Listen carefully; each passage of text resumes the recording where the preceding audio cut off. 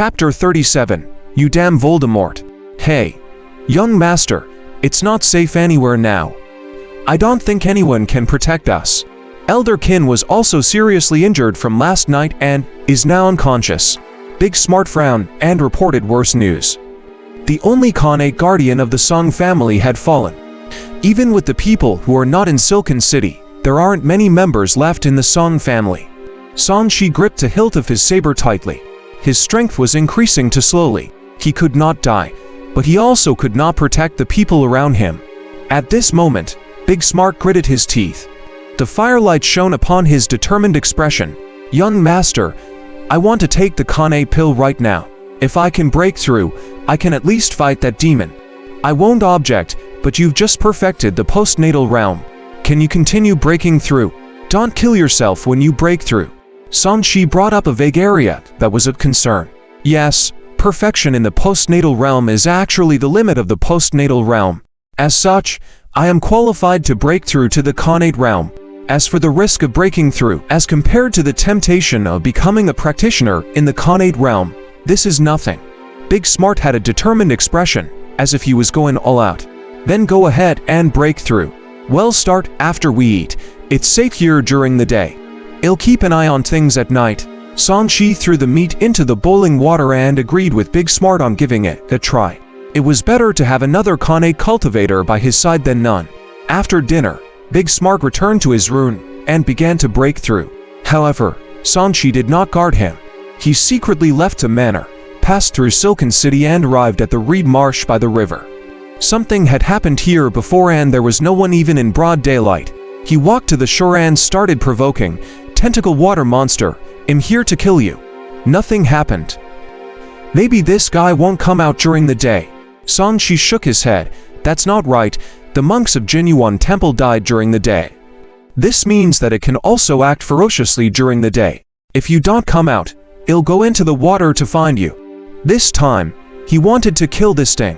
Regardless of whether the other party attacked or not, he had to go into the water. Holding his breath, Song Shi wanted to see how long he could do it for.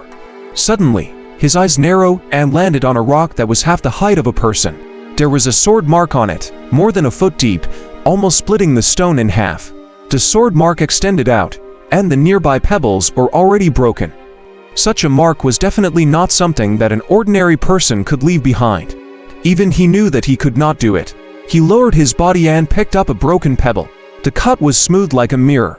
What a sharp attack! Could this be the work of the legendary sword Qi? Song Shi's pupils constricted as he continued to observe the surroundings. Soon, he saw a few black ashes, as if they were formed by burning something long. He was bewildered. It's the work of either the experts of the Demon Slayers division or the Fiend Eradicators. Could the tentacle monster have been killed? Looking at the calm water surface, Song Shi's expression changed. Click, click. He exerted a little force in his hand and the pebbles turned into powder and fell from his fingertips. Whether it's dead or not, let's go down and take a look first. He leaped and plunged into the water. The cold river water engulfed him. When he circulated his 9-yuan true energy, there was no more coldness. He swam with his legs and held his breath as he dived into the water to search for the tentacle monster. There was only a ripple on the surface of the river, but it quickly calmed down. Right when Song Shi went into the water to check if the water monster was dead. Swoosh, a beautiful woman in a Taoist robe appeared in the distance. Her eyes were like distant stars, bright and sharp. Her willowy eyebrows were slender and slightly straight, giving her a heroic aura. She had an exquisite nose, white teeth and jade-like skin. Her oval face was flawless and her long hair was bound by black silk that fluttered slightly in the wind. Her green Taoist robe was clean and tidy, and there was a demon-slaying jade token hanging on her waist. She was tall and slender and she carried a golden sword on her back. She was like a female sword immortal, who could ride the wind at any time.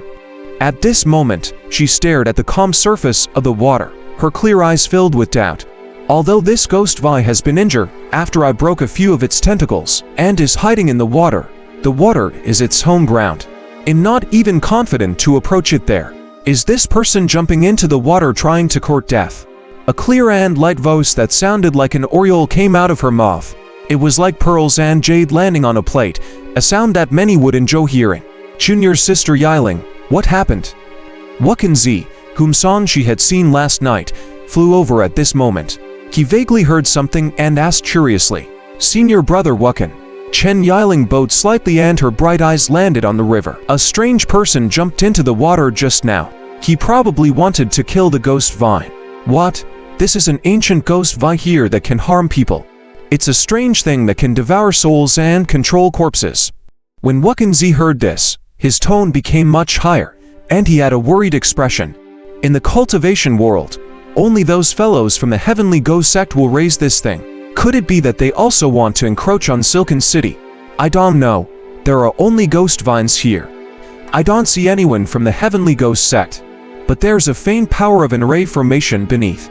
I suspect that there might be a ghostly cultivator's cave abode hidden inside. The ghost vine might be the guardian of the cave abode. Chen Yiling shook her head and voiced her guess.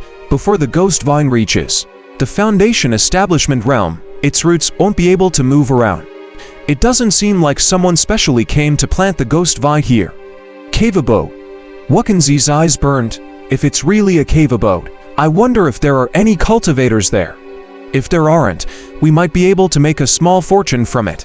Someone went down just now, but he is definitely not the owner of the cave abode. Chen Yiling walked towards the river. He hasn't come out yet. The array formation power below is interfering with my spiritual sense. I wonder if he has entered the cave abode or if he is already dead. How strongish. Wuxia came back to his senses and frowned slightly. As a martial artist, his abilities are roughly equivalent to the 4th level of Qi refinement, where there are at most 5 levels. Chen Yiling was puzzled. He seems to know that there are ghost vines and cave abodes here. He also noticed the traces of my battle with the ghost vines.